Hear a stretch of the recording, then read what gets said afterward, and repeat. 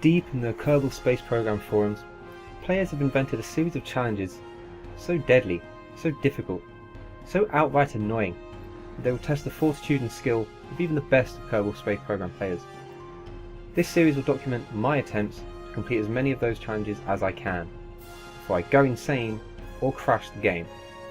Welcome, ladies and gentlemen, to the Challenger. Yes, indeed, ladies and gentlemen, welcome back to the Challenger. And as you can see, we are kicking off today by basically farming for free resources by taking some simple testing missions.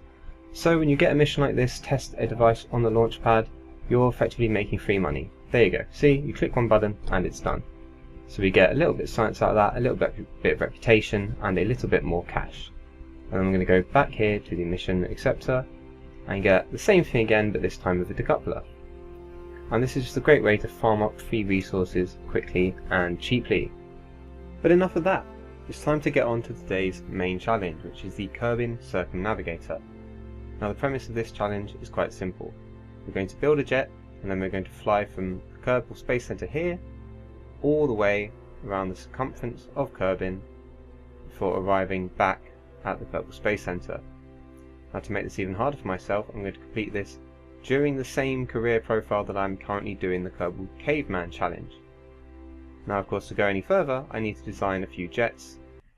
Let's see how that went.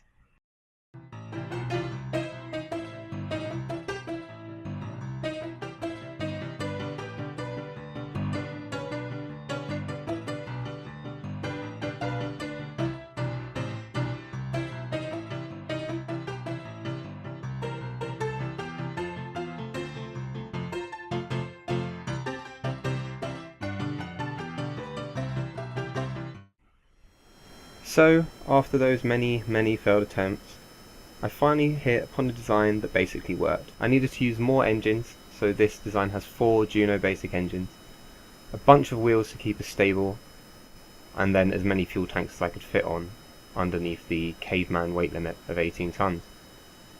Even so, the design was a bit dicey. I realised that I wouldn't be able to take off until I hit the end of the runway, as you can see here. And whether or not it could circumnavigate Kerbin was unclear. I ran the maths after a couple of test flights to see if we had enough fuel, enough efficiency, and it could honestly have gone either way. So I'll let you kick back, relax, and enjoy as we fly around Kerbin.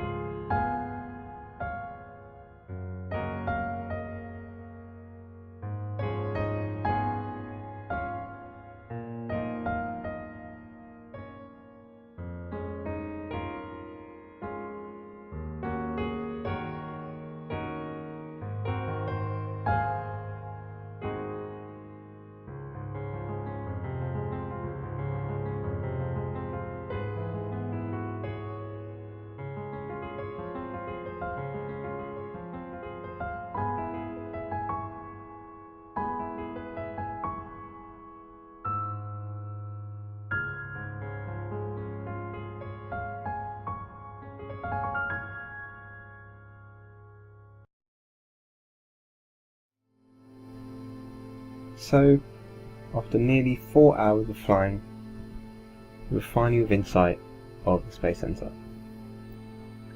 Now we were coming in surprisingly high. As I said, I wasn't sure that we would actually be able to make it all the way, so it was with some surprise that I realised that we in fact had plenty of fuel left, and the big issue was going to be bleeding off this height without crashing. So I do quite an aggressive dive here, and then bank in at an angle to give myself as much possible runway as I can when landing. I don't need to land on the actual runway for this challenge, just land somewhere near the Kerbal Space Center. Now as you can see, on my first pass I chickened out. I was coming in too fast, I realised, so I pulled back up. And that happened a few more times before finally I came in on an approach that I was happy with.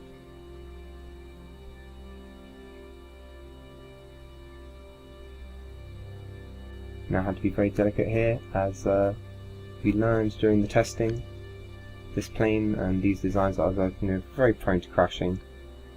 The tail could easily stand on the ground, the nose could easily stand on the ground.